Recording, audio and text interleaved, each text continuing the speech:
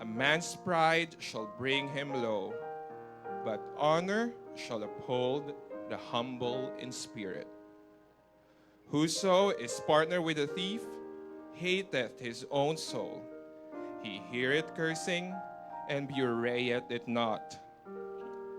The fear of man bringeth a snare, but whoso putteth his trust in the Lord shall be safe. Many seek the ruler's favor, but every man's judgment cometh from the Lord. An unjust man is abomination to the just, and he that is upright in the way is abomination to the wicked. Shall we pray? Panginoon, Ama naming banal, tunay kang dakila sa lahat. Maraming salamat, Panginoon, muli sa pribilehyo, sa service namin ngayong hapon, Panginoon. Sa biyayang patuloy niyong binibigay sa amin, Panginoon. Sa inyong katapatan at walang humpay na pagmamahal sa amin. Panginoon, maraming salamat sa kaligtasan patuloy namin na enjoy sa araw-araw, Panginoon. Salamat, Panginoon, sa patuloy niyong pagpapatawad sa aming mga pagkukulang at pagkakasala. Salamat, Panginoon, sa privilege na maging kabahagi ng serbisyo ngayong hapon sa mga taong patuloy niyong ginagamit, tagapanguna sa amin, Panginoon. Sa inyong mga mensahe, sa mga dakilang manggagawa na patuloy ninyong ginagamit, Panginoon, sa mga misyon, Panginoon. Ganyan, Panginoon, sa aming mga kapatiran na patuloy nagiging encouragement sa amin. Maraming salamat sa kanilang mga buhay.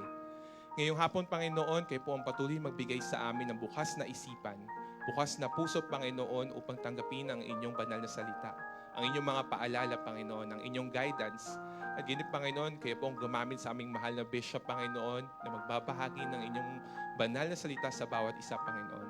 Maging kagamit-gamit ito sa patuloy namin paglago, Panginoon, spiritual at sa pagpapatuloy namin sa gawain. Layo niyo po kami, Panginoon, sa anumang distraction, Panginoon, na dudulot ng kaaway. At ganyan, Panginoon, kayo po ang gumamit, Panginoon, sa technology upang patuloy, Panginoon, na maging maayos ang connection namin para sa aming mga kapatiran na nanonood online. Muli, Panginoon, patawarin niyo po kami sa aming mga pagkukulang at sa aming mga pagkakasala. At itinataas po namin ang lahat na ito sa matamis na pangalan ng aming Panginoong Jesus. Amen. Okay, manatili na po tayo nakatayo at tayo po ay sama-samang umawit sa ating Panginoon. Magandang hapon no sa ating lahat. Alam niyo po, isa sa huling 7 sinabi ng ating Panginoon, it is finished. Ito po ay salitang hindi pagiging talunan, kundi ito ay salita nagbibigay ng tagumpayo sa bawat mananampalataya ng ating Panginoon, kanyang ginanap, ang kalooban ng kanyang Ama. Kaya dapat makita sa bawat isa na tayo po ay tagumpay. Victory in Jesus! Ating pong awitin. Ready? I heard an old story, how a Savior came from glory, how He gave His life on Calvary to save a wretch like me.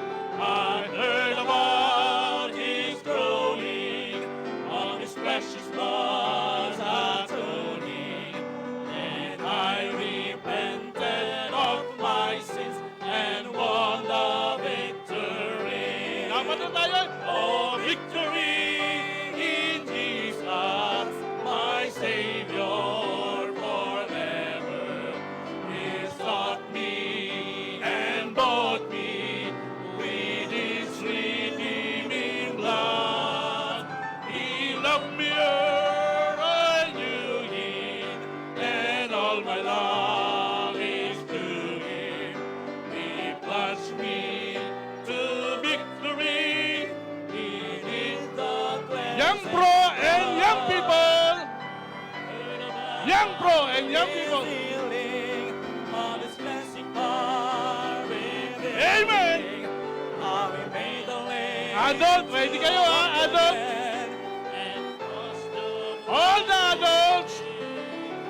And then I cried. Amen. I will sing my real can spirit. And sound sweet things. Amen. Everybody sa chorus. Oh, victory in Jesus, my Savior.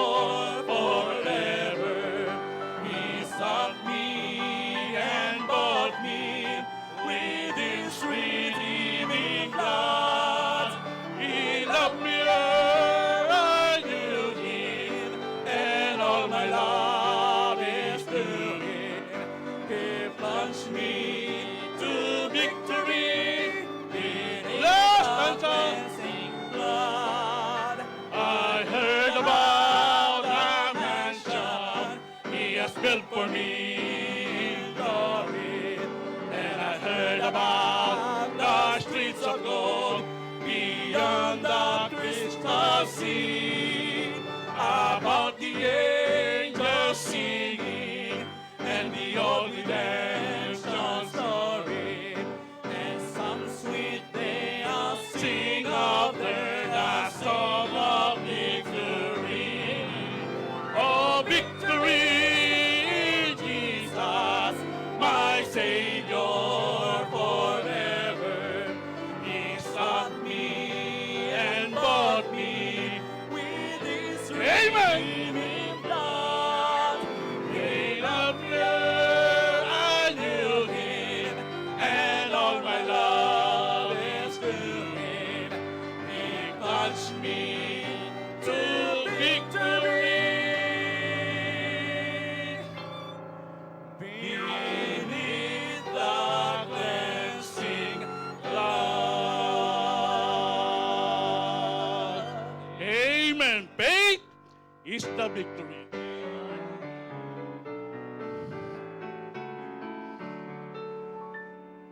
In comes along the hills of light, a soldier's light. They press the battle in the right, shall nail the glory skies. Against the foaming veils below, let all our strength be hurled. Great is the victory we know that overcomes the world. Great is the victory, great is the victory. Oh, glorious victory that overcomes. Amen. Number 2. His banner over us is love, assert the word of God. Let's tread the road the saints above, with shouts of triumph trod. By faith they like a ruin spread, set honor every field. The faith by which they conquer them is still a shining shield. Great is the victory, great is the victory. Oh, glorious victory that overcomes the world. To him that overcomes the foe, when crying and shall begin, before the angels he shall know his name confessed in heaven. Then onward from the hills of light, our hearts will love aflame. We'll vanish all the hosts of night in Jesus' conquering name. Great is the victory, great is the victory. Oh, glorious victory that overcomes the world. Amen.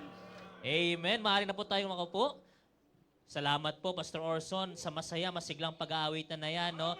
And this time, no, wala po tayo dito ng visitor slip, pero kung meron man po tayong first-time visitor, no, na hindi po natin nakuha na ng visitor slip, gusto po namin kayong i-welcome.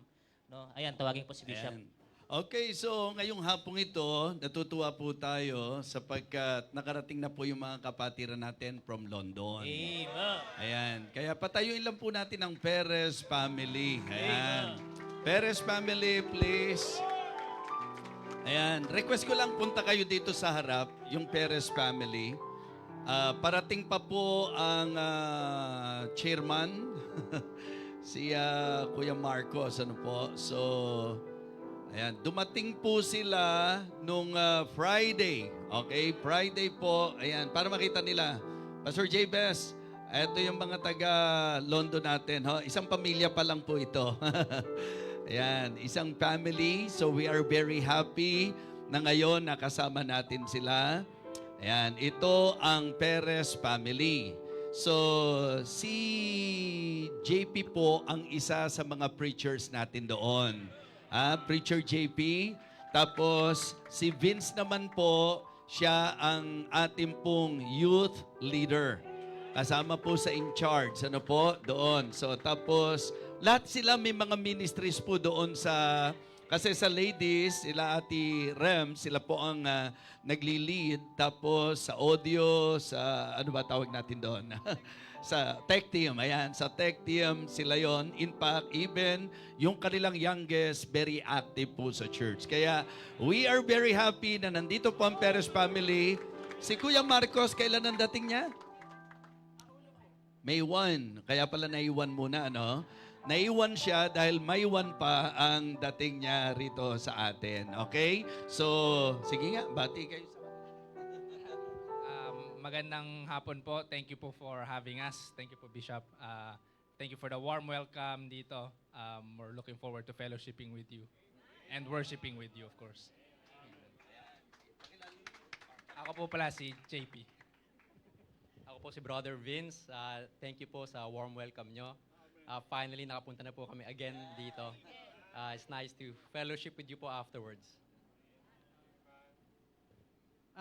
Ako po pala si Mark. Thank you po sa warm welcome po. Sister Marlet po. Elijah Mark Perez po.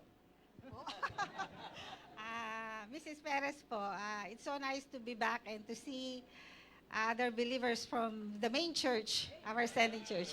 And finally po, Pastor Jabez. Ito na po ang inyong mga membro. Alam ko, susunduin ka na nila.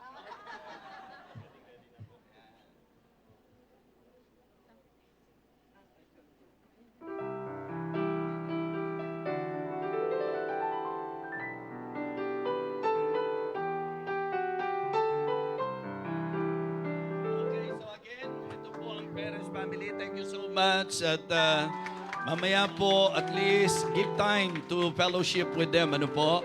So, almost all of them, mga kapatid. Remember, sila Preacher Mio, nakapunta sila rito. Ganun din po, mga involved sila sa ministry. Kaya, Pastor Jabez, sa totoo lang, ang kailangan lang nila talaga yung mangunguna doon, pero all of them, they are very active and very much involved sa ministry. So, sa pagkakaalam ko, yung ilan sa mga kapatiran natin nandito pa, pero ang ginagawa po natin doon sa church na kung saan, nung nandito sila sa Pinas, nanggaling sila, we want them to somehow use that as an opportunity to again see yung kanilang pastor at yun po, tulungan po kasi ang ministry po talaga. Actually, tutuwa rin tayo, sila Castle, di ba? Tsaka sila Jehan. So sila, laging nakakabalik na sila rito. Palakpakan natin sila. Mula po nung sila ay nakadalo rito, tuloy-tuloy po sila at napakaayos po nila na dumadalo. And as I understand, meron dito galing sa camp, di ba? Galing sa camp na ngayon nakasama natin. So, palakpakan po natin sila mga kapatid. Wow! Blessing. Thank you so much and just continue sa inyong pagdalo dito sa atin po. Alright? Kung may mga first-time visitors, welcome po kayong lahat. It is always our joy to have visitors with us because we believe na ito po ang kalooban ng Panginoon na ang church ay manatiling aktibo sa pag-aakay ng mga kaluluwa sa Kanya. Okay? So, sige po at tuloy-tuloy na po tayo. This time po, i-welcome po natin ang bawat isa. Batiin po natin ang bawat isa ng may saya sa ating mga muka as we sing the song, Ligaya ng Buhay. Ligaya ng buhay kung kilala mo si Kristo. Ligaya ng buhay kung siya'y manunubos mo. Babaguhin ang iyong buhay kung siya ay makamtan. Ang maging kay Kristo ay tunay na ligaya ng buhay. English version. What a happy life it will be if you know my Savior Jesus. What a happy life it will be if He is your Savior too. It will change your life completely if you'll just accept Him too. Just receive Him, friends, today, and you'll have a happy life with Christ. Ang maging kay Kristo ay tunay na ligaya ng buhay. Amen. This time po, tayo po ay dadako po sa ating pagkakaloob. Pero po bago po ang lahat, ayahan niyo po muna ako basahin ang ilang talata sa libro ng Hebrews chapter 13 verse 15 to 16. Sinasabi po rito, by Him therefore let us offer the sacrifice of praise to God continually. That is, the fruit of our lips giving thanks to His name. But to do good and to communicate forget not, for with such sacrifices, God is well pleased. Purihin po pagbabasa ng salita ng Diyos, tayo po yung panandali ang manalangin. Ama naming Diyos, nasa langit, dinadakil at pinapapurihan ka po namin, Lord. Muli, salamat po sa pribilehiyong ito na kami ay makapagbalik po ng mga biyaya na tanggap mula sa inyo, Lord. Lord, pakalinisin niyo po ang aming po mga puso. Patawarin niyo po kami sa aming mga nagawang kasalanan at naway maging katanggap-tanggap po ang aming pong handog sa hapong ito, Lord. At dalangin din po namin na ang aming pong malilikom sa hapong ito ay mas maging kagamit-bangit pa sa inyong gawain. Sa inyo po namin inataas ang lahat ng papuri, pasasalamat. Ito po ang aming tanging samot dalangin sa pangalan ni Jesus na aming tagapagligtas. Amen. Awitin po natin, anything that costs me nothing, habang tayo po ay nagkakaloob.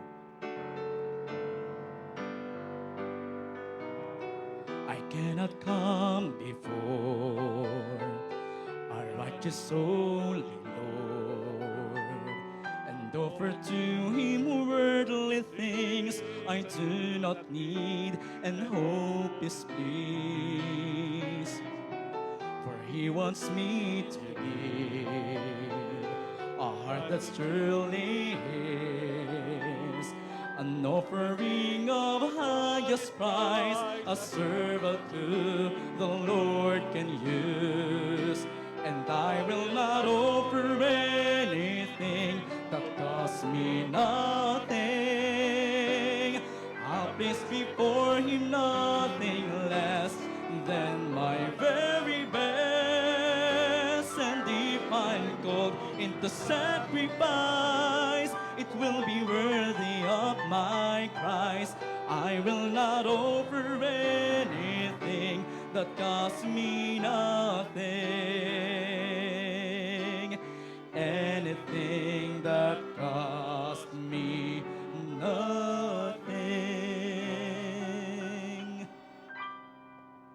Yan, this time po, nagagalak tayo dahil meron po tayo mga kapatiran na pinagpala, amen. At gusto po nila ibahagi yung kanilang pagpapala sa ating pulpito. Unahin na po natin tawagin si Sister Celine. Yan.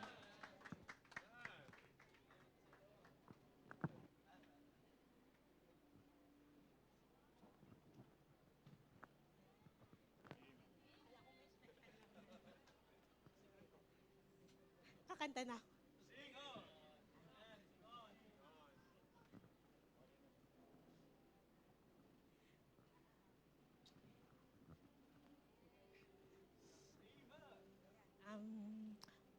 Ano ba? Good afternoon. Uy, hindi long overdue lang po. Siguro, more of emotions of joy and gratefulness sa Panginoon. So sabi nga ni Bishop kanina, di ba? Sa hirap na dinanas ng Panginoon para sa atin, parang itong pagpapatotoo sa kabutihan at blessings ni Lord, maliit na bagay lang to. Kaya kailangan magpaka-courage. Courageous. Ayan. So sige, umpisahan ko po siguro sa ano. Okay. Ayan. So umpisahan ko po siguro nung ano, travel namin nung March sa Japan. So, blessing yun kasi first time namin na sa family of 4 na lumabas. But more than that, I think, blessing siya kasi matigil ng pangarap ng tita ko at saka ng kapatid ng brother-in-law ko na madala yung mga kapatid nila doon. And naging mahirap yung processing ng visa namin. Nila pala kasi kami meron na. But naging mahirap yung processing ng visa. So, nagkaroon ng delays. But salamat sa Panginoon kasi 1 week before nung flight, lumabas yung visa. And at the same time, lahat sila nabigyan. So, sobrang salamat sa Panginoon kasi yung ang tagal na nilang hindi nakauwi. So, parang, I think prior pandemic pa. So, yon yung unang blessing. Pangalawa siguro, ako na lang daw yung blessing report para kay Nelson. Sabi, salamat sa Panginoon sa panibagong taon na binigay niya po kay Nelson. So, akala namin tatanda siya na mag-maintenance. Yung pala kami lang yung sakit ng ulo niya at dahilan ng pagtaas ng BP niya. But salamat sa Panginoon kasi mukhang naman, kami lang talaga yung dahilan. Kaya laging mataas ang BP niya. So, thank you Lord kasi hindi niya kailangan mag-maintenance. So, yan. And siguro yung pangatlo will be sa professional career. So, college pa lang ako, pangarap ko ng mag-abroad. So, kaya lang, di ba yung plano ni Lord? And then, siguro 2023, kaya sabi ko long overdue. So, 2023, actually, even before that, may mga opportunities na dumadating, kaya lang laging wrong timing. So, 2023, I think October, I received a call from a headhunter asking if I'm open for opportunities sa ibang bansa. So, matagal na namin pinagpipray yun. Ako pala, personally, matagal ko na siyang pinagpipray na if lolobin ni Lord na makaalis ako, syempre, yung una lang naman namin, number one namin ni Nelson na gusto is that merong church. So, yun naman yung una doon. Kasi kung wala, parang hindi na siya option. So, 2023, when I had a call na sabi ng headhunter if open ako. And then, di sige, tingnan natin, try lang natin. Kaya lang, siguro, hindi timing. So, birthday ko pa, sakto, when I received notification na may kino-consider na sila for the position which is a local doon sa country na yon. So, sabi ko, okay lang, baka hindi pa talaga siya, hindi siya para sa akin. So, 2020, then, unti-unti, nare-realize ko na, ay, kaya pala hindi ako pinalis. Kasi last year, 2024, maraming nangyari. And ang swerte ko, kasi handito ako. Kasi kung wala ako, baka hindi ako matahimik doon kung nasaan man ako. So, swerte ko kasi both parents ko nagkasakit. So, kasi andito ang saya ko kasi andito ako para maasikaso sila, make sure na they are okay. Di ba may mga nangyayari sa family na dapat andito ako. So yun. So akala ko wala na talaga. Sabi ko, ano ba yan? Parang, kailan ba lalaki sweldo ko? So sabi ko, okay lang, sige. So, nung 2024, may tumawag uli na headhunter. This is February, bago kami umalis nila Nelson last year. So, may tumawag na headhunter offering an opportunity again, pero dito na sa Pinas. So, it's a bigger role, kaya lang, sabi ko, sige po, I'll try. Kasi nga, it's an opportunity. So, ang nakakatawa lang nun, yung final interview ko, hindi ko ma-risked kasi wala na kami dito sa Pinas. So, anong nangyari? They agreed to do it via Zoom. So, habang nasa Universal Studio kami, yung COO, kausap ko, nandun ako sa isang gilid. So, akala ko wala lang. Sige. And then, sa blessing ni Lord, I got the role. So syempre, ang saya ko kasi ang ganda ng offer. Kaya lang, so, nagpaalam na ako sa office, ganyan, sabi ko sa boss ko, sayang po kasi yung opportunity. It's the same thing, same nung ginagawa ko currently. Kaya lang, better pay and opportunity and benefits as well. So sabi niya, magantay daw ako, 2 to 3 years, kaya nila ibigay sa akin yun. So sabi ko, baka hindi ko na pumahantay. So tinanggap ko yung offer sa kabila. And then, nakarating sa chief namin. So, parang tatay ko siya doon. And sa COO doon. So, they give me a counter offer. Sabi ko, ay, ayaw pa akong paalisin. So, sige, tanggapin ko. And then, after nun, 2 months nun, nag-retire yung boss ko. Yung nagsabi sa akin, nak, wag ka umalis, dito ka lang, akong bahala sa'yo. Nag-retire. Sabi ko, shucks, may pag-asa pa ba ako? I mean, meron pa bang i-move on yung career ko dito? So sabi ni Lord, siguro sa isip ko lang, sabi, nak, magantay ka lang. Dadating yan. So, luckily, or hindi siya luckily, but really sa biyaya ng Diyos. So, isa ako dun sa mga nabigyan ng retention. Parang they give me an offer again. So, after the counter offer, I receive an offer again to stay in the company for 1 year. So, they gave me something para wag ako mag-resign. Sabi ko, yes, Lord, salamat. So, talagang blessing po. And, syempre, nag-resign na yung boss ko. So, parang sa akin, okay na to, okay na ako. Ito na yung binigay ni Lord. Pero hindi pa siya huminto, si Lord. Talagang yung blessing niya. So, just this year, I received a promotion na talagang, iba talaga siya. Pag si Lord yung kumilos sa buhay natin, talagang iba siya. Parang akala ko yung no niya dati.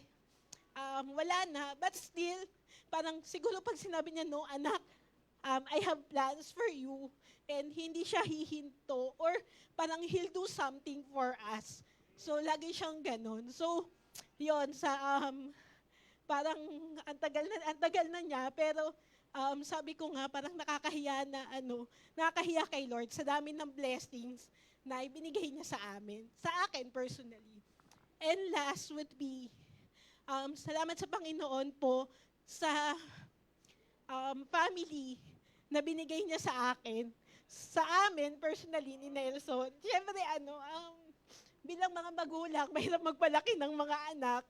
Ang daming anik-anik, pero salamat sa Panginoon. Siyempre, kay Mamita, sa parents ko, sa mga kapatid namin ni Nelson, and sa church family, kay Bishop, kay PNG, kay Pinos, kay Ate Chet na laging kumukup-kup kay Rain kapag gusto niya umattend ng SWAT. Tapos, para maka-attend siya ng SWAT, the whole day doon niya nakikitulog. So, this little village na binigay niya sa akin, marami kasi syempre pagkaalam niyo naman, maraming anik-anik sa buhay. Pero salamat sa Panginoon kasi binigyan niya po ako ng pamilya na hindi ako pinapabayaan and tinutulungan ako para ma-guide ng tama and magabayan namin ng tama yung mga bata. Yun lang po, thank you. Amen. Maraming salamat, Sister Celine. Ganyan po, pag hindi makontain yung pagpapala, talagang tinetestify. No? So, eto po, no, pakinggan po natin one of our campers sa nagdaang linggong to. No, tawagin po natin si Brother Lawrence.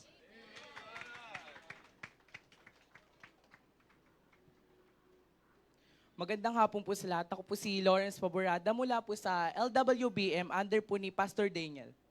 Una po sa lahat, lubos po ako nagpapasalamat sa Panginoon sa kanyang kabutihan, katapatan at walang sawang pagmamahal. Salamat po dahil binigyan niya ako ng pagkakataong makasama sa youth camp na iyon. Alam ko pong hindi aksidente na nandoon ako. Plano niya iyon para ako ay matuto, magbago at mas mapalapit sa kanya. Isa rin po sa pinaka-espesyal na nangyari sa akin ay noong evangelistic night, kung saan buong puso ko pong tinanggap ang Panginoon bilang aking personal na tagapagligtas. Napakasarap po sa pakiramdam na alam kong buong puso, kung buo na ang relasyon ko sa Diyos simula noong gabing iyon. Isa po sa pinakamagandang karanasan ko na hindi ko makalimutan. Hindi lang ito naging masaya, kundi naging makabuluhan at punong-puno ng aral. Sa camp na iyon, mas nakilala ko ang Panginoon at mas lumalim ang pananampalataya ko sa Kanya. Isa sa mga pinakatumatak sa akin ay ang tanong na, sinong kaibigan ng Diyos? Dati po akala ko kapag naniniwala ka sa Diyos, sapat na iyon. Akala ko kapag sinabi mong nananampalataya ka, automatic na kaibigan ka na ng Diyos. Pero sa camp, doon ko lang talaga naintindihan ang tunay na kaibigan ng Diyos ay yung may relasyon sa Kanya. Yung may tunay ng pananampalataya at sumusunod sa Kanyang kalooban. Hindi pala sapat na kilala lang natin siya sa pangalan o panlabas. Kailangan pala may connection talaga tayo sa Kanya sa pamamagitan ng panalangin, pagbabasa ng salita niya at pamumuhay ayon sa Kanyang itinuturo. Nagpapasalamat po ako sa mga pastor at mga leaders na ginamit ng Panginoon para ituro sa amin ang bagay na ito. Hindi sila nagsawang magpaliwanag, gumabay at sumuporta sa amin. Sila po ang naging instrumento para mas maliwanagan ako sa mga tanong ko sa pananampalataya. Malaki po ang naitulong nila para mas ma-appreciate ko kung gaano kabuti at katapat ang Diyos sa ating lahat. At syempre, isa rin sa pinaka-na-enjoy ko ay yung mga bagong kaibigan na nakilala ko. Ang saya po ng bonding moments namin sa mga activities, practices, at simpleng kwentuhan. Napuno po ng tawa, kwento, at pagmamahal ang bawat araw namin sa camp. Sobrang saya po ng memories namin at hindi ko sila makalimutan. Git sa lahat, nagpapasalamat po ako sa Diyos kasi binuo niya ang puso ko sa camp na iyon. Ang dami kong natutunan, ang dami kong na-realize, at ngayon ay mas determinado na akong palaguin ang relasyon ko sa Kanya. Hindi ko po kayang suklian ang lahat ng ginawa ng Panginoon sa buhay ko, pero ipapangako ko na patuloy akong susunod at lalakad kasama siya.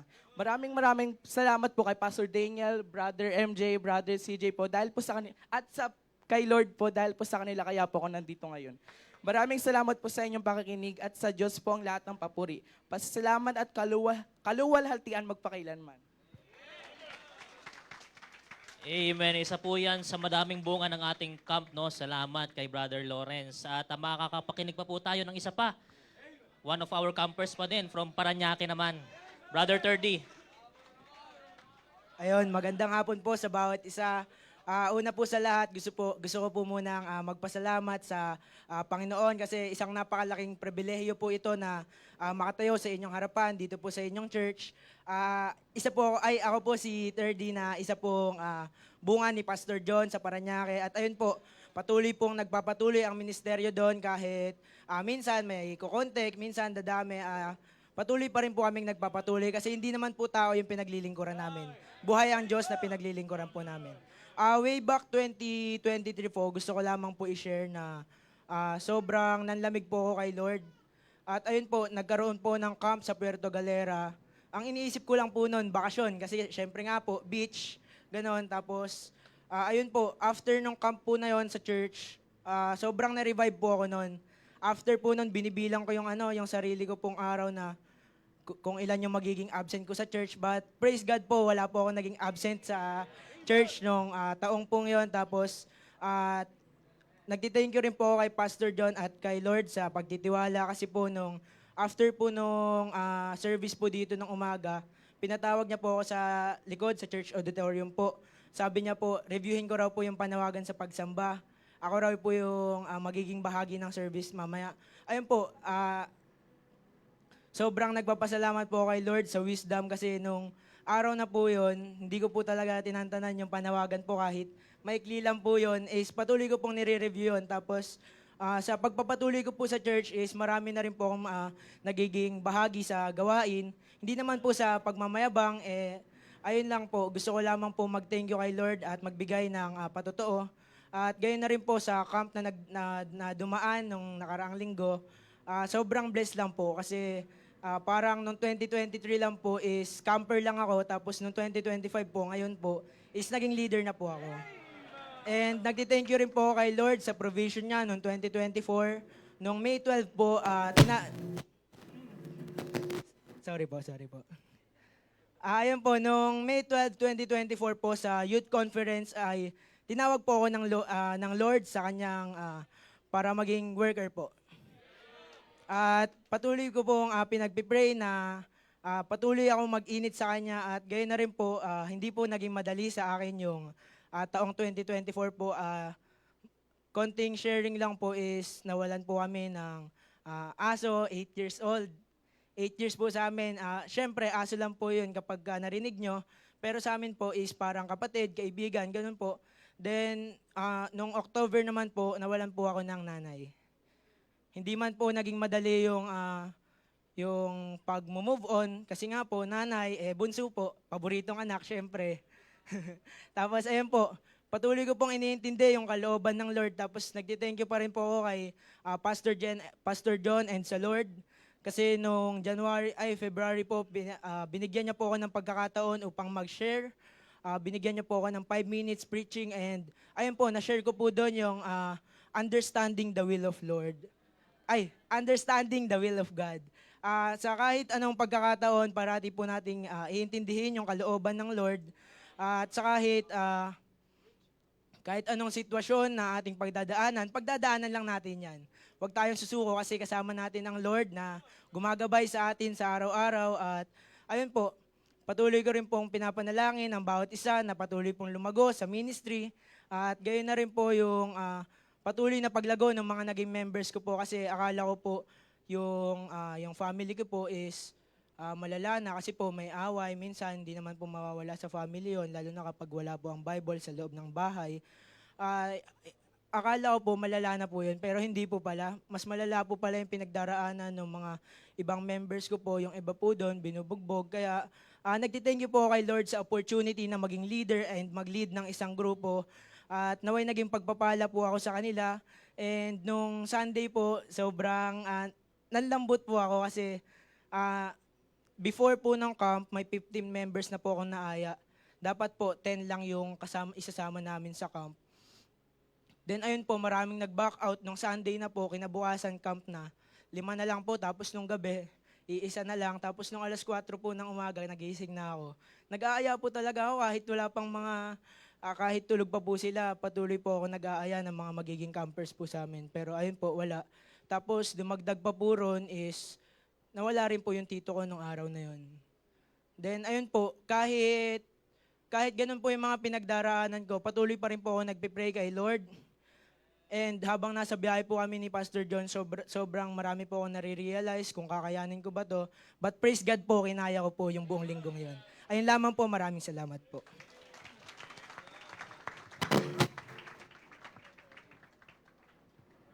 Amen. Maraming salamat sa ating mga narinig na patutuong yan. Isang bagay ho talagang napakabuti ng Panginoon.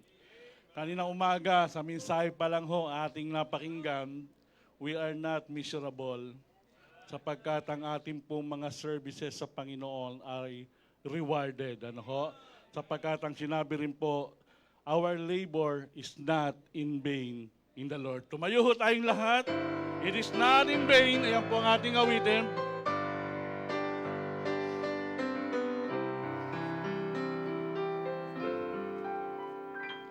We have labored in the vineyards of the Lord, and the seeds of the word have stolen our reward. But God has not forgotten, and when He calls us home, we'll receive eternal treasures and a place of honor near His throne. It's not in vain. It's not in vain. We serve a risen Savior. Jesus rules and reigns. The heavens cheer us on. We do not walk alone. Our labor, our witness, our faith is not in vain. God has seen our faithful service through the years. All our heartaches, all the burdens, all the tears. So do not be discouraged. There's a purpose, there's a plan. There's a season for each season. So trust the leading of His hand. It's not in vain. It's not in vain. We serve a risen Savior. Jesus rules and reigns. The heavens cheers us on. We do not walk alone. Our labor, our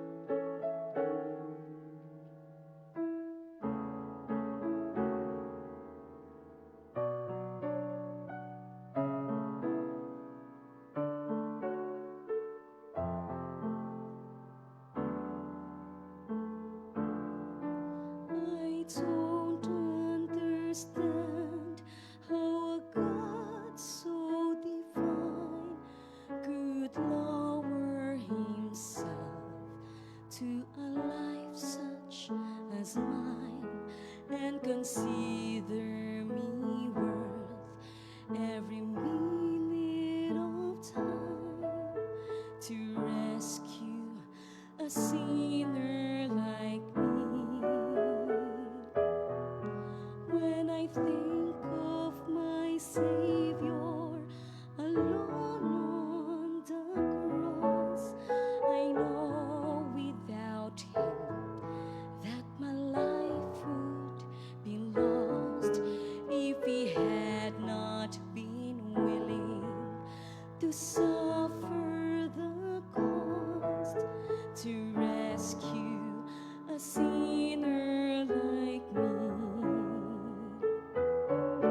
To rescue a sinner like me, Lord.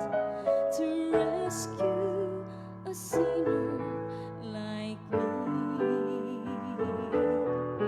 He abandoned His throne and His kingdom above to rescue a sinner like me.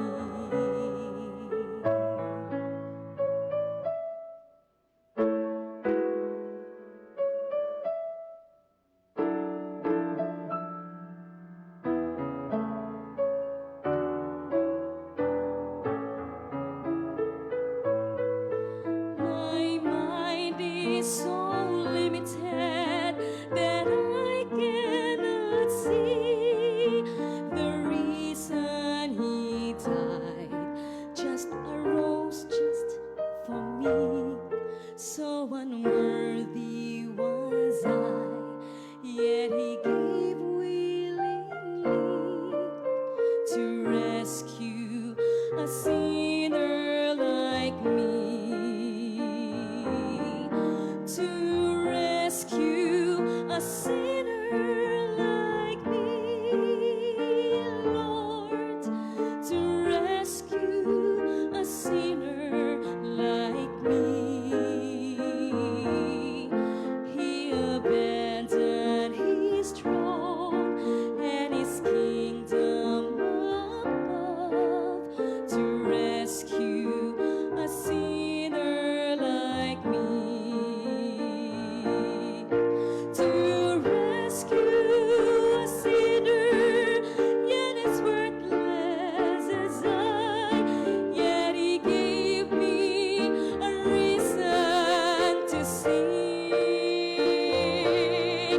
It's hard to believe, but it happened to me.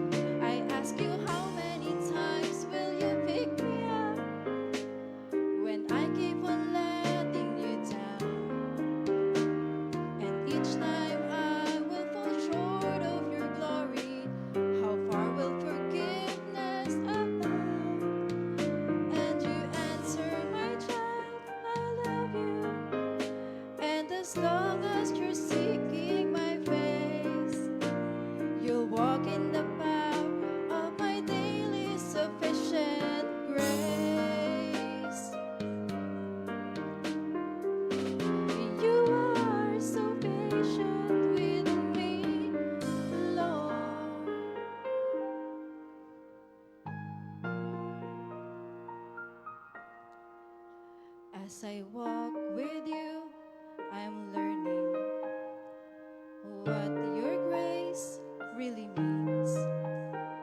The price that I could never pay was paid at Calvary. So instead of trying to repay you, I'm learning to simply obey you by giving up my life to you for all that you've given to me. I ask you, how many times will you pick me up when I keep on letting you down? And each time I will fall short of your glory, how far will forgiveness abound? And you answer, my child, I love you. And as long as you're seeking my face, you'll walk in the power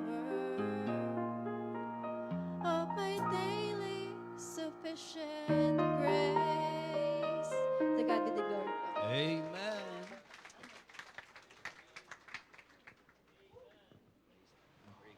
Hello, yan. Sapat po yung mga mensahe ng awitin para may handa po tayo sa pinakamahalagang parte ng ating gawain, ang pangangaral at pakikinig ng salita ng Diyos. Let's give our full reverence sa Word of God and to the man of God, our beloved Bishop Freddy Di Vega. Amen. Okay, thank you so much sa mga patutuo, sa special numbers. So, blessing po yan. Actually, si Bernadette, nauna pa kay Justin, ano? So, yun po ang abangan natin. Si Brother Justin, bago po bumalik ang Panginoon, aawit po yan. Aawit po si Brother Junjun. Okay, so again, to all our visitors, we are very happy that you are here with us. And I hope na kayo po, bawat isa po na nandirito, ay pagpalain po nawa tayo ng Panginoon. And I just want to appreciate the members of the church for being so responsive. Natutuwa po ako sapagkat doon po sa naging paalala po natin sa mga kapatiran natin, ay nakita natin kaagad yung pong tugon na maganda po kasi sa gawain na hindi po parang relihiyon na kapag umaga ang dami-dami, tapos pagkahapon, di ba, nauubos po yung mga mananampalataya. So, I just appreciate your tender heart, your great response sa ating pong paalala. And as I understand, kasama natin ang Victory ngayon. Tama ba? Okay, so sa mga kapatiran natin from Victory, parang na-miss ko kaagad kayo, ha? So, praise the Lord. Thank you so much for waiting. And I hope na magiging pagpapala po sa inyo ito. By the way, sa mga taga-Living Water, nakikita nyo, labo na nito, ano ho? So, tapos alam nyo ang pagpapala, ang ginawa ng Panginoon kay Dr. Millet, di ba? So, siya po, sa panalangin po natin, sa pagkilos ng Panginoon, so, ang nangyari po, siya'y nakapasa. Amen? At promotion ng Panginoon po yan. At nung minsan nag-uusap kami, at nabanggit ko, ang labo na nito. Siguro, ang sarap na Thanksgiving nila sa Panginoon. Mga kapatid, may blessing na po tayo. At ang alam ko, ang mga gawaing pang mga bata sa children's ministry, kayo unang makikinabang at makakagamit. So, meron na po tayong monitor na 100 inches. Amen? Wow, grabe. Ang ganda na ng kalalabasan nito. Sana pala, dinala nyo na kanina para malinaw na malinaw. Okay lang po ba kanina nung diyan kayo nakikinig? Okay lang? Bagay dito, actually ako nanonotice ko, pagka fading po yung dating, mas good looking po ako. Yung pagka medyo ng konting ganyan, Pagka naman malinaw na malinaw, dyan po, nanlalabo naman ang paningin ng iba. Well, handa na po ba tayo sa preaching? Thank you so much. Thank you so much doon sa ating blessing. Lagi ko po napapansin yan. Sabi ko, Panginoon, i-bless mo lang po ako. Parang gusto ko pong may workout na maiayos itong monitor natin. And at last, ang Panginoon po ang gumawa. At na-excite nga po ako Parang gusto kong umatin sa children's ministry, mga kapatid, para makita ko na kaagad yan. Alright? So sige po, pakibuksan po natin ang ating mga Bible sa Amos chapter 4. Ayan. Sa iba po, ito po yung page ng Bible nyo na medyo dikit-dikit po yan. Yung dikit-dikit dahil di nyo po nabubuksan dyan sa aklat na yan. Ano ho? So, Amos chapter 4.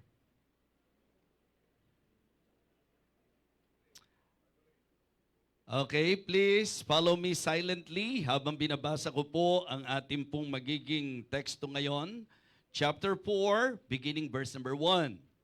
Hear this word, ye kind of Bashan, that are in the mountain of Samaria, which oppress the poor, which crush the needy, which say to their masters, bring and let us drink. The Lord God hath sworn by his holiness, that lo, the day shall come upon you, that he will take you away with his hooks, and your posterity with fish hooks. And ye shall go out at the breaches, every cow at that which is before her. And ye shall cast them into the palace, said the Lord. Come to Bethel and transgress. At Gilgal multiply thy transgression. Multiply transgression.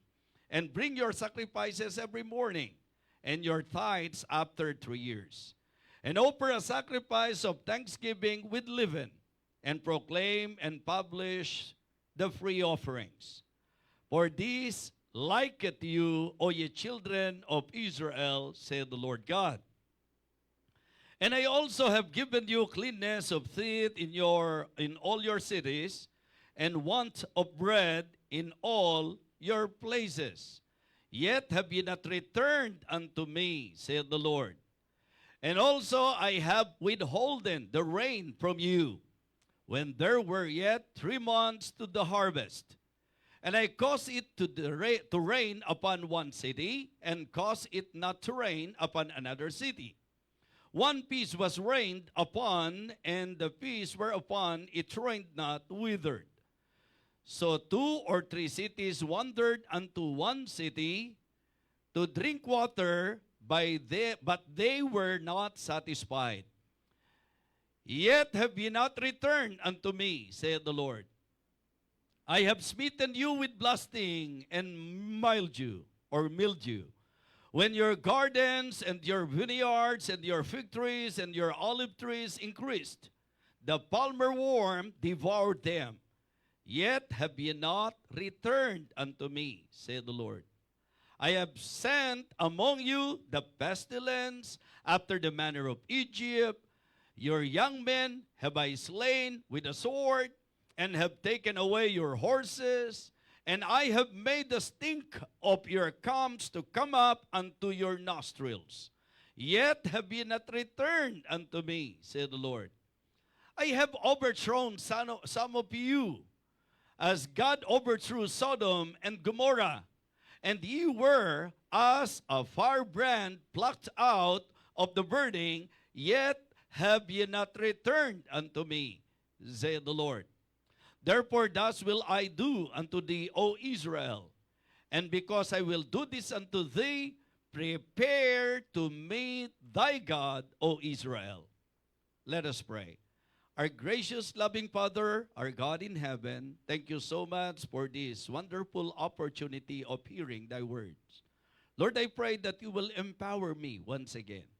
Bigyan mo po ako ng karunungan na aking kailangan. Maging kapuspusan po ng banal na Espiritu. May you meet the spiritual needs of your children, of your people, O God. Sa iyo po ako nagtitiwalang lubos. Nawa ang hapong ito ay maging hapon ng kalakasan sa bawat isa, kaliwanagan para sa mga nangangailangan, at kababaan ng loob sa magiging pangungusap mo sa bawat isa po sa amin. Gamitin mo po ang pangyayaring ito sa iyong bayan upang kami po'y turuan, upang kami po'y pagpalain o aming dakilang Diyos. Umaasa po ako sa iyong paggabay sa aming pong pag-aaralan, sapagkat ito po ang aming panalangin sa pangalan po ng aming Panginoong Jesus. Amen. Amen. You may now be seated. Mari na po kayo maupo. So ito po ay masasabi nating pahayag na may kinalaman po doon sa judgment ng Panginoon sa kanyang bayan. Ang konteksto po nito is about judgment. Makikita nyo po sa verses 4 and 5, yung sins of Israel. And then marami pong pinadala ang Panginoon na plagues po sa kanila, salot sa kanila, pero hindi pa rin po sila nanumbalik sa Panginoon. Sa verse number 6, nandyan po yung shortage of food, yung kagutom na kanila pong naranasan. Sa verses 7 and 8, yung drought, mga kapatid, yung tagtuyot, no raining, o kaya masasabi natin na parang selective rain ang kanila pong na-experience. In verse number 9, about the pestilence, di ba? Yung mga pestilences, mga kapatid. And then verses 10 to 11, yung kamatayan na po about death. Pero kahit ganun po, mga kapatid, mapapansin po natin na paulit-ulit, hindi pa rin sila nagpapasya na manumbalik sa Panginoon. Ako, napapansin ko at nakikita ko sa panahon po natin na ito po ay nangyayari pa din sa marami. Kaya kahit na po sabihin natin na ito po ay message na ang pinaka-konteksto is about the judgment of God sa kanyang bayan, mga kapatid, sinabihan sila ng Panginoon doon po sa lahat ng ito na sila'y maghanda, prepare to meet thy God. And this is about final judgment para sa northern kingdom of Israel. At alam nyo, nagkatotoo po yan nung finally na-destroy ang northern kingdom sa pamagitan po ng Assyrian conquest. So what I would like to share this afternoon is the learning that we can get dito po sa ating pong tekstong ito.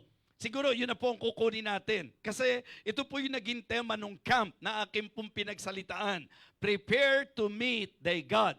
And it is good na naintindihan po natin yung pinaka-context. Now, kung ating pong bibigyan ng tinatawag nating understanding ang pamamaraan na naging pakikipag-ugnay ng Diyos sa kanyang bayan, mapapansin po natin or we can take this chapter na masasabing alarma ng Panginoon sa kanila.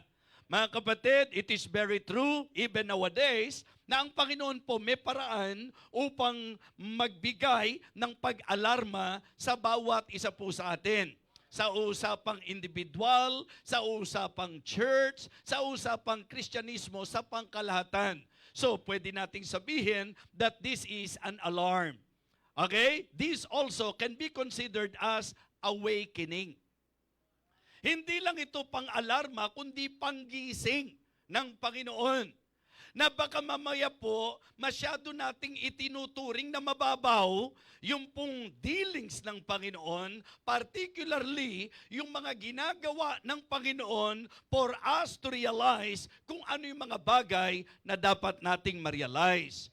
And we cannot deny the fact that this is also an appeal. So it is an alarm, it is an awakening, and it is also an appeal. At yun po yung gusto kong makita natin. Ano po ang appeal ng Panginoon sa kanyang bayan? Ano po ang panawagan ng Diyos? Ano po ang gustong iparating ng Panginoon? Ano po ang gusto ng Diyos na mangyari sa kanyang bayan? So mga kapatid, mga minamahal, gusto ko lang po na at least klaro po sa atin na ito po ay pag-alarma ng Panginoon, panggising ng Panginoon sa kanila, pero it is good to somehow consider and learn that this also an appeal. Ito po ay appeal ng Panginoon, una, to realization. Diba? Ito ay pamamaraan na ginawa ng Panginoon sa kanila. Mga kapatid, mga minamahal, ang napakahalagang bagay na maintindihan po natin, pwede tayong nalilihis, pwede tayong nasa sablay, pwede tayong nagkakamali, pero wag natin pong wawalang bahalain kapag ang Diyos ay nag-aalarma na sa atin. Amen? If God is already alarming us, mas magandang gumising ka na or else, mga kapatid, hindi po sisirain ng Diyos ang kanyang salita. Amen? Pag sinabi ng Panginoon na siya magbibigay ng paghatol, tiyak yon mga kapatid. Kaya nga, sana po sa buhay po natin, again, as an individual, as church, sa usapang pangkristyanismo, sa ating panahong ito, nandito na tayo sa panahon na may pag-alarma ang Diyos, ipinakita na ng Panginoon ang mga nagiging kaganapan, patunay na tayo po'y nasa mga huling araw na, kaya panahon na po upang ang ating pong marinig ay ang panawagan ng Panginoon, Hoy! Gising! Amen? Yes! Gumising na po tayo. Ang mali ay mali. Ang masama ay masama. Ang hindi matuwid ay hindi matuwid. Kung Diyos ang pag-uusapan, huwag kang manatili dyan. Huwag kang magmatigas. Huwag mong ipagpilitan. Ang makasasama sa iyo, ang hindi nakalulugod sa Diyos, at ang lakad na marapat sa mga nagsasabing tayo sa Panginoon. Amen? So kaya, kamusta po ang ating attitude sa mga panahong inaalarma tayo ng Panginoon? Diba? Ito po ba ay nagiging dahilan para tayo po ay magkaroon ng realization? Isang napakalaking failure, isang napakalaking disadvantage kapag tayo po na nagkakamali ay hindi dumarating sa punto na nare-realize natin ang ating pagkakamali at nare-realize natin dapat kung saan tayo dadalhin ng ating pagkakamali. Amen? Kapag ipipilit mo sa Diyos ang maling buhay, sana handa ka na haharapin mo ang Diyos sa magiging resulta at bunga ng maling buhay. Kaya kung meron pong kasalanan, kung nasa kalikuan, ito po ay apila ng Panginoon para mapagtanto mo, ma-realize mo, itama ang dapat itama. Amen?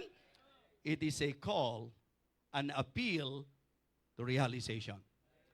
And you know what? It is also an appeal to repentance. Di ba? Walang kwenta na na-realize mong mali, pero hindi ka nagsisi.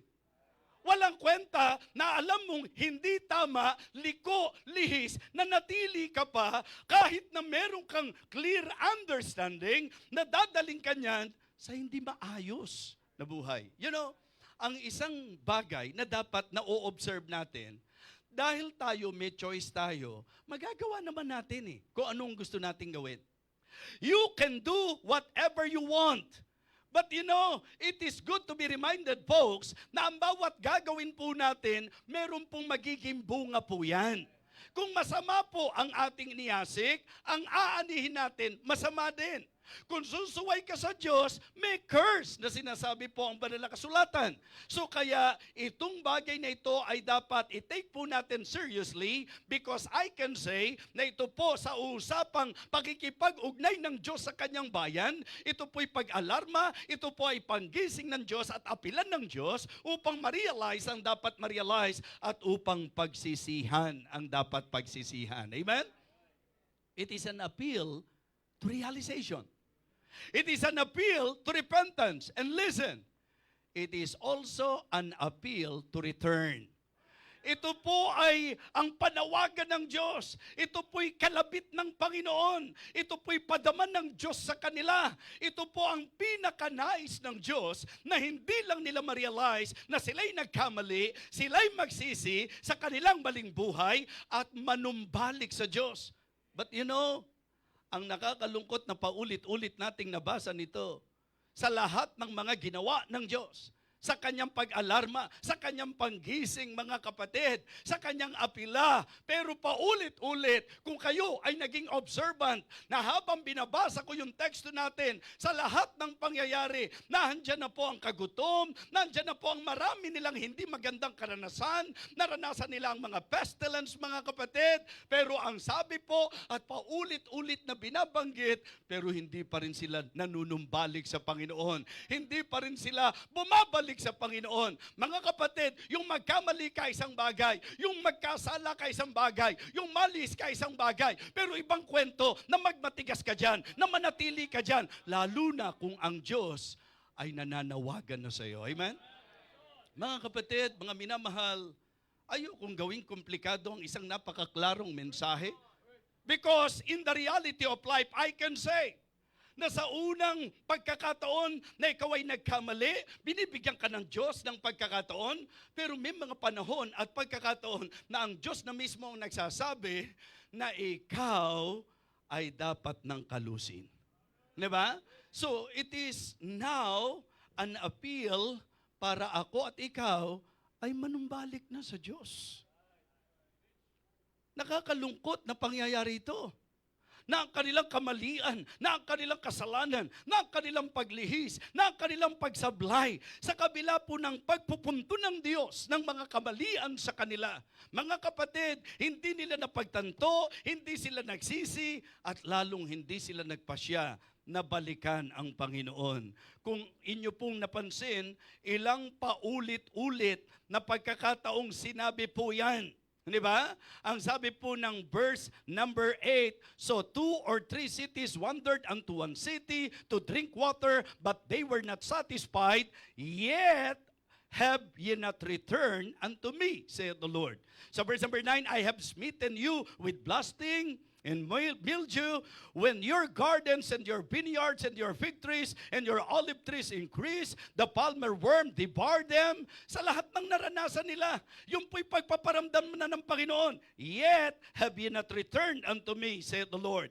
I have sent among you the pestilence after the manner of Egypt. Your young men have I slain with the sword, and have taken away your horses, and I have made the stink of your camps to come up unto your nostrils, yet have ye not returned unto me, saith the Lord. Mga kapatid, sa verse 11, I have overthrown some of you as God overthrew Sodom and Gomorrah, and you were as a firebrand plucked out of the burning, yet have ye not returned unto me, saith the Lord. Mga kapatid, ito pong bagay na ito ang gusto ko po na talagang bigyan ng diin sa atin. Sino sa inyo ang sang-ayon na kahit Kristiyano naman tayo, sumasablay pa rin tayo? Sino sa inyo ang sang-ayon na kahit Kristiyano tayo, maaari pa rin tayo magkamali, nagkakasala pa rin po tayo? Tama po? Mga kapatid, that is very possible to happen. Na ako kahit Kristiyano na, minsan pag nahatak ako ng maling impluensya, may mga pagkakataon po, mga kapatid, na ako'y nakapagpapasya ng hindi ayon sa kalooban ng Diyos o yung bawal ng Diyos na gagawa ko. Isang bagay na gusto kong ipaalala, sa mga ganung panahon, ang Diyos ay nangungusap, ang Diyos ay nagpapadama. Kaya dito po, 4 na bagay ang gusto kong pansinin nyo na dapat maging handa tayo na harapin ang Diyos. Okay? 4 na bagay. Alam nyo po ang ginawa sa kanila rito? Confrontation. Diba? It is very sad to see that many believers, in spite of God's confrontation, diba? Nandito ang Panginoon confronting our sin. Nandyan po siya na talagang tayo po'y kino-confront sa mga mali sa buhay natin, sa mga hindi tama sa buhay natin. Pero nagmamatigas at hindi pa rin tayo nanunumbalik. Okay? Mga kapatid, makikita nyo po dito, not just the confrontation, but also the correction. Hindi lang sila kinonfronta, itinutuwid sila, tinatama sila. Ang idea po ng confrontation, ipamukha sa'yo, mali yan. Hindi tama yung buhay mo na yan.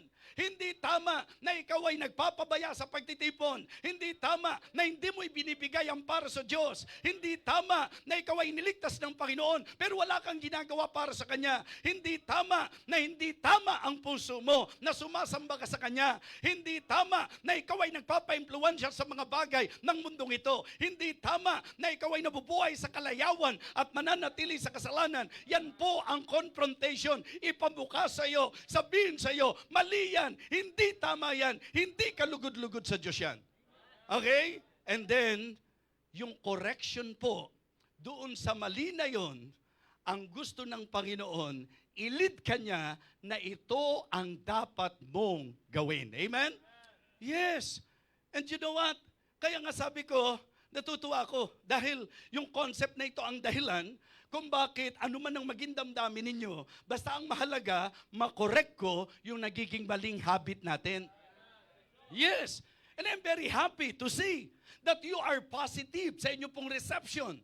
Nung binigyang pansin ko po, parang mali yata. na ang Panginoon sa buong paghihirap na naranasan niya sa atin, tapos tayo, mga simpleng bagay, hindi natin magawa sa Kanya. Kaya nga sabi ko po, ako ay nabe-bless sa naging response ng marami na kung saan mga kapatid, na-realize natin, oo nga, tama nga yun, na ang buong linggo natin sa Diyos yan, pero hindi pa natin maibigay sa Kanya. Remember, meron tayong ilang mga bagay na natutunan. Di ba, naaalala nyo po yung ipinoint out ko po sa inyo yung kay Adam and Eve? Yung problem ng discontentment, yung problem ng doubt, at yung problem ng disobedience. Discontentment kasi halos sa lahat ng bunga, pwede nila kainin. Isa lang ang hindi pwede kainin, hindi pa sila nasyahan. Hindi pa rin pinatawad, hindi pa pinakawalan. Baka nga hindi pa nakakain yung lahat ng pwedeng kainin, nag-violate na po mga kapatid. So ibig kong sabihin, mahalaga na kung ano yung pwede, yun ang i-enjoy mo.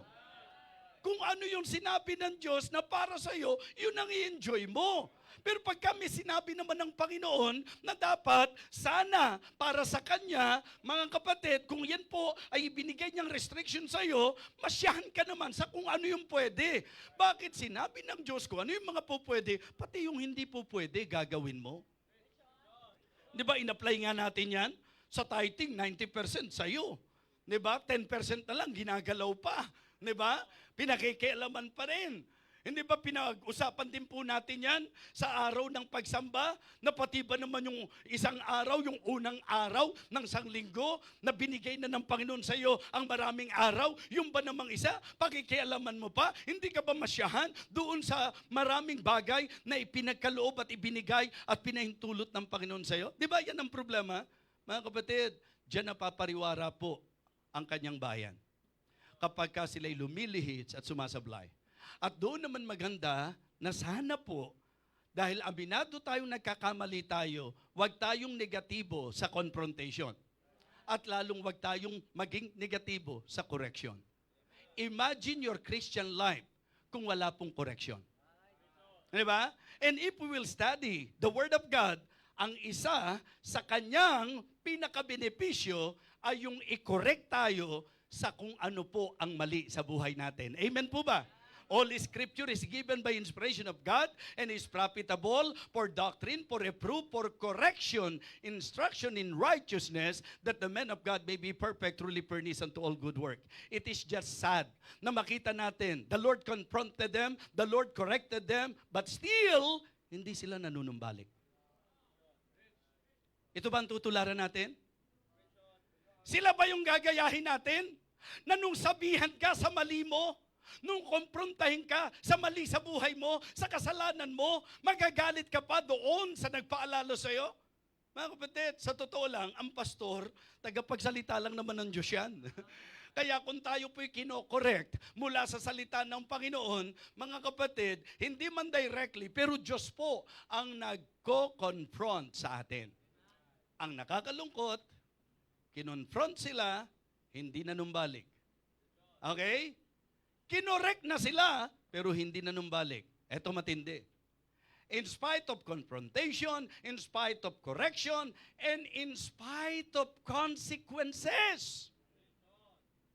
Grabe po. Naranasan na nila yung mga konsekwensya. Na dahil sa mali, dahil sa kasalanan, dahil sa kasamaan, ano po ang naranasan nila? Naranasan nila ang famine, naranasan nila ang tagtuyot, naranasan nila ang pestilence, naranasan nila maging kamatayan ng mga mahal nila sa buhay. And yet, mga kapatid, hindi pa rin sila nanumbalik. Grabing tigas ng puso. Ito lang naman ang paalala ko sa inyo. Kung may pagmamatigasan tayo, wag po ang Diyos. Diba? Ano man ang tingin mo sa sarili mo, isang bagay ang sasabihin ko sa iyo. Huwag na huwag kang darating sa punto na ang pagmamatigasan mo ay ang Diyos. Sapagkat hindi napapabiro ang Panginoon, mga kapatid. Sinabi niya yan. Kung ano iniasik ng tao, yun ang aanihin niya. Kung sinabi niyang blessing sa pagsunod at sumpa sa pagsuway, mga kapatid, gagawin po ng Diyos yan. And in fact, yun po ang kanyang ginawa sa kanyang bayan na sila sa mga pagsuway at pagmamatigas, sila mismo ang nagdurusa bilang resulta nito. Mga Kristiyano, blessing na may confrontation. Blessing na meron pong correction. Blessing po ba kung merong consequence? Kasi kung hindi mo maririp yung consequence, di ba? Ang pinag-uusapan natin, ang kailangan, realization, repentance, and then return. Di ba? Sana po, pag nagre-rip tayo ng consequence, hindi na po yung hahanap tayo ng maituturo. Mga kapatid, kapag ka po yung konsekwensya, naranasan na natin, apilan na ng Panginoon yan. Hey, balik ka na! Magsisi ka na! Talikuran mo na yung mali! Balikan mo na ako at gawin mo na kung ano ang tama. Amen?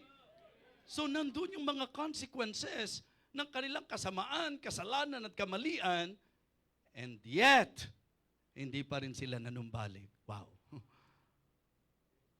And then, chastisement. Diba? Sa buhay natin, Kristiyano, sa aplikasyon sa atin, sabi ko, naintindihan ng Diyos ang nagkakamali tayo. Pero ang hindi maintindihan ng Diyos, yung nakikipagmatigasan tayo sa Kanya. Ang hindi maintindihan ng Diyos, bakit sa kabila na ipinaunawan niya sa iyo na mali yan, pero nanatili ka pa rin at nagmatigas ka pa at medyo nagre-rebelde ka pa. Mga kapatid, ang tama sa kasalanan, pagsisihan. Ang tama sa kamalian, aminin. Ang tama po sa hindi kalugod-lugod na bagay sa buhay natin, talikuran. Yan po ang tama. Kaya nga sabi ko po, yun po ang napakagandang maidin po sa atin, realization, repentance, and then return. Balik tayo sa Panginoon. Ang kagandahan naman po sa Panginoon, pagka po tayo nagkasala, kapag ka po tayo dumating sa punto na nalayo, pagka naman nagpakababa tayo, umamin tayo, humingi tayo ng tawad, ang sabi po niya, kakaawaan niya tayo. Amen? Hindi po parang pinuprovoke natin ang Panginoon minsan doon po sa kalagayan na talagang gagawin niya kung ano ang kanyang sinabi. Hindi sisirain ng Diyos ang kanyang disenyo. Tingnan niyo po, kung i-apply natin sa kalagayang anak na tayo ng Diyos. Hebrews chapter 12, please. Hebrews chapter 12. Basahin po natin mula verse number 5. Hebrews chapter 12, beginning verse number 5. Nandiyan po ba kayo mga kapatid? Tingnan nyo po ang sabi. And ye have forgotten the exhortation which speaketh unto you as unto children. My son, despise not thou the chastening of the Lord, and nor faint when thou art rebuked of him. For whom the Lord loveth, he chasteneth and scourgeth every son whom he receiveth. So, ang Biblia po, ipinupunto sa atin yung pagiging positibo ng palo. Mga kapatid, kung nakikinig kayo, ang palo po sa buhay Kristiyano ay pagpapala. Dahil yan ay patunay ng ating relasyon sa Kanya. At yan daw po ay pahayag ng pagmamahal ng Diyos sa atin. That is an affirmation ng relasyon natin sa Panginoon dahil ang pinapalo ng Diyos yung mga anak niya. Ang pinapalo ng Diyos, yung mga iniibig niya. Palagay ko po, marami sa atin nakaka-relate dahil one way or the other, we experience already in our lives na medyo napalo tayo ng Diyos. Tataka nga lang ako sa mentality ng mundo Diba? Yung batas ng pamamalo, mga kapatid, ang pamamalo po ay pattern sa pagdisiplina ng Diyos sa kanyang mga anak. Ang mali lang naman po, yung mga magulang na palo ng palo nang wala naman dahilan Yung palo ng palo dahil sa gigil at galit lang Mga kapatid, ang talagang palo na idinisenyo ng Panginoon, yung palo dahil sa pagmamahal. Na ayaw mong mahirati, ayaw mong makonsinte kung ano ang mali. Mga kapatid, anuman ang mentalidad, meron ng tao. Ang para sa akin po ang maganda, yung mentalidad na ipinapasa ng Diyos sa atin, na ang kanyang pagpalo, hindi sa kung ano paman, kundi pahayag ng kanyang pagmamahal. At ang pinaka-intensyon nito, hindi para itaboy ka, kundi para manumbalik ka. Amen? Para papanumbalikin po tayo. Kaya kung nararamdaman na po natin ang bunga ng naging pagsuway natin, kambyo na po tayo. balik na po tayo sa Panginoon. Kung nakapagpasya ka ng mali at yung konsekwensya nito, nararanasan mo na, lalo na kung ang pinararamdam ng Diyos sa iyo, pinapalo ka na niya. Huwag ka nang magmatigas. Huwag ka nang magkaroon pa ng negatibong isip. Isa lang ang gusto ng Diyos dyan. Anak, bumalik ka. Anak, magbalik ka sa akin. Manumbalik ka sa akin. Yun po ang pinaka-intention nito. Diba? Kaya yung idea po ng prepare to meet thy God, ito yung sa konteksto po na sa buhay po natin, kapag ka meron po tayong gagawin, humanda ka, iyaharap mo sa Panginoon yan. Pananagutan po natin sa Panginoon yan. Kaya kung meron po tayong pinagmamatigasan sa buhay natin, humanda tayo sa judgment ng Panginoon. Humanda tayo sa pagharap natin sa Diyos. So, ngayong hapong ito, sa hindi mahabang oras ng pagbabahagi, nakita ko po na punong-puno ang kaalaman na ibinigay ng Diyos sa atin. Ang Amos chapter 4 ay pag-alarma ng Diyos sa kanyang bayan. Ang Amos chapter 4 ay ang panggising ng Diyos sa kanyang bayan. At ito po ay appeal ng Panginoon. Ano po ang appeal ng Panginoon para saan? Realization. Ang gusto ng Diyos, ma-realize mo na mali ka at ma-realize mo kung saan ka dadalin ng kamalian mo. Amen? It is good na ako at ikaw dumarating doon sa punto na pag mali ka na realize mo at alam mo rin kung saan ka dadalin ng kamalian mo.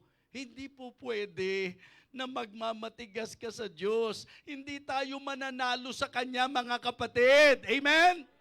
Hindi po yun ang kailangan. Hindi tayo dapat magmalaki. Hindi tayo dapat magmatigas. Hindi tayo dapat mga tuwiran. Ang kailangan po natin, magkaroon ng nagsisising puso at hakbang para siya'y balikan sapagkat ang pangakong habag ng Diyos, ibibigay niya sa mga nagpapakababa, umaamin at tumatalikod sa kanyang kasalanan. Amen? Mga kapatid, I believe kailangan po ng panahon natin ngayon na marinig ang mensaheng ito. Ang appeal ng Panginoon ay para sa realization, para sa pagsisisi, at panunumbalik sa Kanya. Hindi biro, nandyan ang confrontation, pero sila hindi pa rin nanumbalik. Nandyan ang correction, pero hindi pa rin sila nanumbalik. Yung consequences and even chastisement, pero hindi pa rin po sila nanumbalik. Mga kapatid, prepare to meet our God. Kamusta ka? Sa evaluation mo, as you listen to this message, kamusta ka? Anong nasasalamin mo? Anong pinakita ng Panginoon sa atin? Mga kapatid, mga minamahal, naniniwala akong kailangan natin ng mensaheng ito. Huwag pagmamatigas, kundi pagsuko. Huwag pagmamataas, kundi kababaan ng loob. Dahil lang sabi ng Bible, whoso confesseth and forsaketh. Yun daw pong mga nagkukumpisal sa Diyos at tumatalikod. Di ba? Kasi ang pinagmula nun, ang linaw eh. He that covereth his sin shall not prosper. But whoso confesseth and forsaketh, sila raw po ang magtatamo ng habag. Ang linaw po, and forsaketh, ang sabi, them shall have mercy. Ang naisip ko lagi, ito nakatulong sa akin. Kung ang Diyos may nakalaan namang kapatawaran, bakit ko kailangang mga tuwiran? Bakit kailangan kong magmatigas? Bakit kailangan ko pa, mga kapatid, na mag-rebelde sa Kanya? Napakaganda na po ng Kanyang masasabi nating offer sa atin na kung tayo raw po, in fact, sa New Testament, if we confess our sins, He is faithful and just to forgive us our sins and to cleanse us from all unrighteousness. At sa Old Testament nga po, niliwanag, he that covereth his sin shall not prosper, but whoso confesseth and forsaketh, them will have mercy. So, saan ka? Bakit kailangan ganito po na katulad ng kanyang bayan? Bakit magmamatigas? Bakit mangangalong? Bakit magkakaroon ng pangangatwiran? Bakit magre-rebelde? Bakit magninegatibo? Sa panahong tayo'y nagkakamali, ang kailangan natin hakbang pabalik sa Panginoon. So, you better repent, mga kapatid, para kahabagan tayo ng Diyos. Kaya ngayon sandaling ito, why do you think the Lord allow us to hear this message? Maybe without anyone knowing it, that there are things in your life na gusto ng Diyos, babalahan ka na ngayon pa lang. Na gusto ng Diyos, konfrontahin ka. Na gusto ng Diyos, ituwid at itama mo. Na gusto ng Diyos, pagsisihan mo. Na gusto ng Diyos, talikuran mo yan. At ang gusto ng Diyos, balikan mo siya. Manumbalik ka sa Kanya. Tumayo po tayong lahat.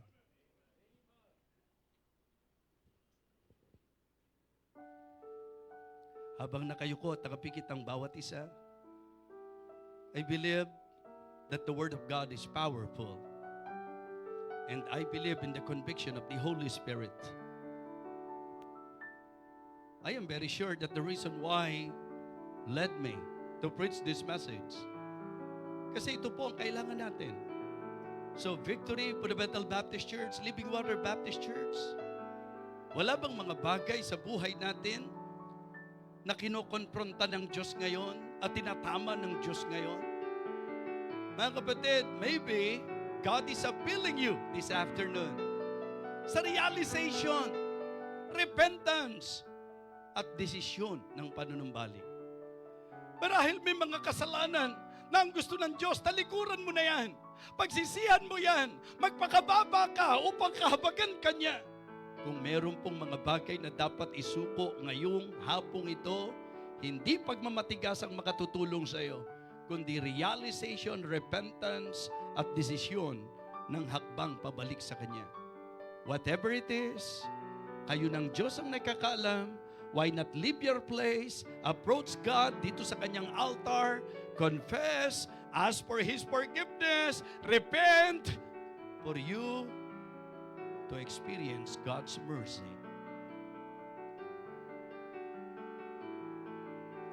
Nagsasuffer na tayo ng consequence, magmamatigas pa ba tayo?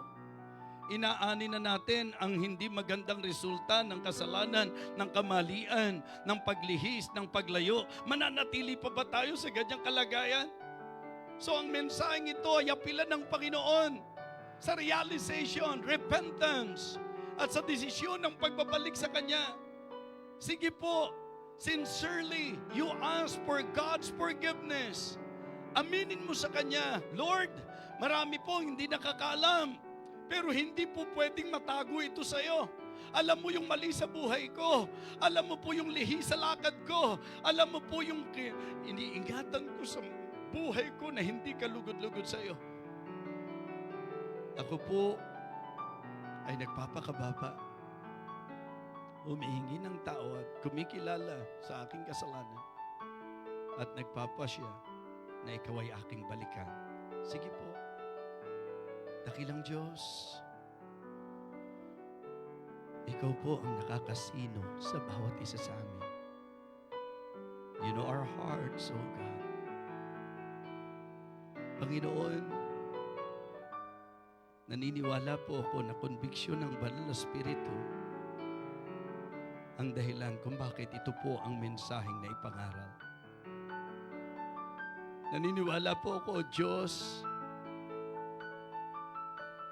na meron ka pong panawagan sa bawat isa sa amin. Sa mga members ng Victory Fundamental Baptist Church, sa mga miyembro po ng Living Water Baptist Church, bilang mga individual Christian, bilang church, Panginoon. Nawa samantalang nakikinig kami na salamin po namin na kung paano binigyan mo po ng emphasis sa iyong salita, ang judgment mo, yung pong konsekwensya ng maling buhay ng iyong bayan.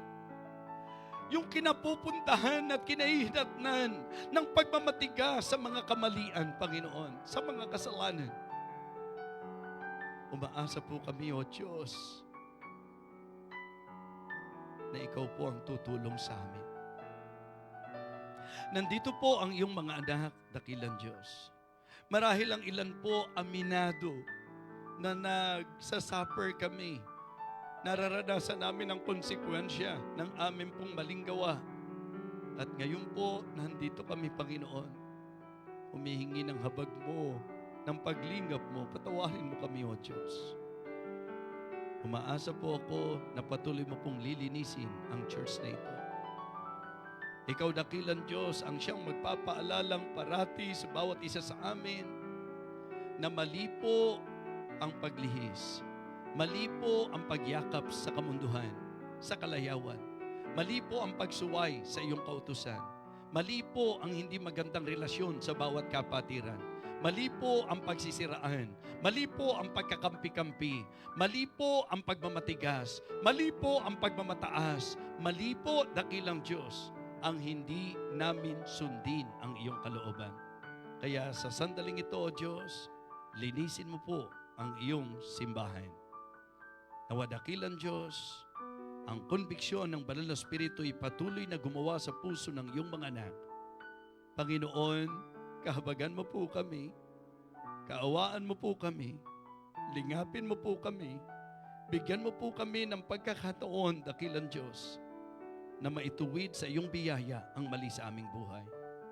Panginoon, nawa ang bawat isa sa amin ay tunay na napagpala, natuto at napaalalahanan, maging nagising, dakilang Diyos, sa iyong mensahe. Salamat po. Ikaw po ang siyang patuloy na yumakap sa iyong mga anak. Ito po, Diyos, ang aming panalangin sa pangalan po ng aming Panginoong Jesus. Amen. Amen.